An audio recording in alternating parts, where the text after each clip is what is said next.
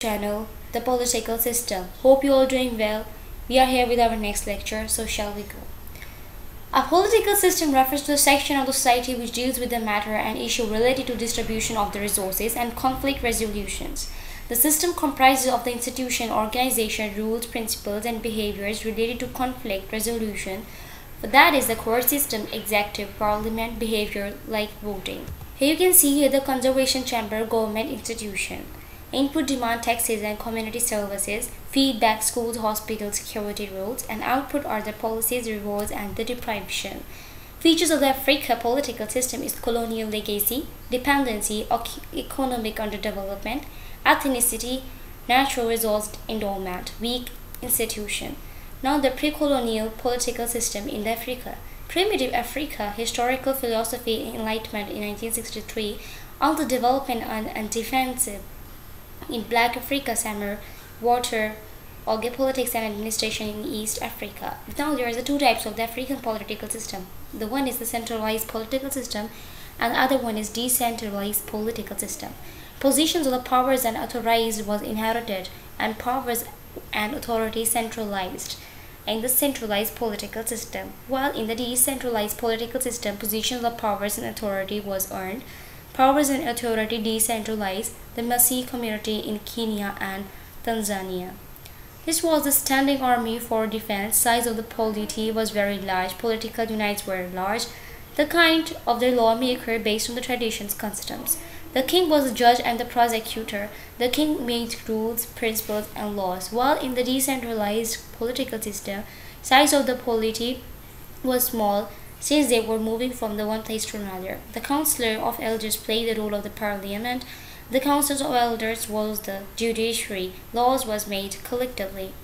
Now when we talk about the empirical theory of the political system, advocates and the criticizes certain ideas and values about the humans, how to live in the community with others, and prescribes method of turning these ideas and values. Now when we talk about the normative theory, it as how to be evaluative theory. They provide ideas reflecting the people's private interest rather than more universal public interest, more specifically ideology or the weapons of the ruling class. Ideas that allows the most powerful members of society to maintain their dominant status. They oversimplify and thus distort reality. They conceal the way of the socio-political world really works, camouflaging who most gains and who most loses from the particular practices and programs. They are more rationalizing to justify programs that people hope will work even when there is a lack of the evidence to sustain these hopes. They induce people to sacrifice the present for an achievable utopian goal.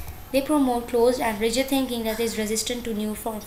They are based on the paranoia or irrational fears about the motivation powers of some evil's opponent, leading to the simplistic evaluations contrasting the forces of evil against the forces of goods, intolerance of everyone who does not believe precisely as we do, and unwillingness to bargain and compromise with them.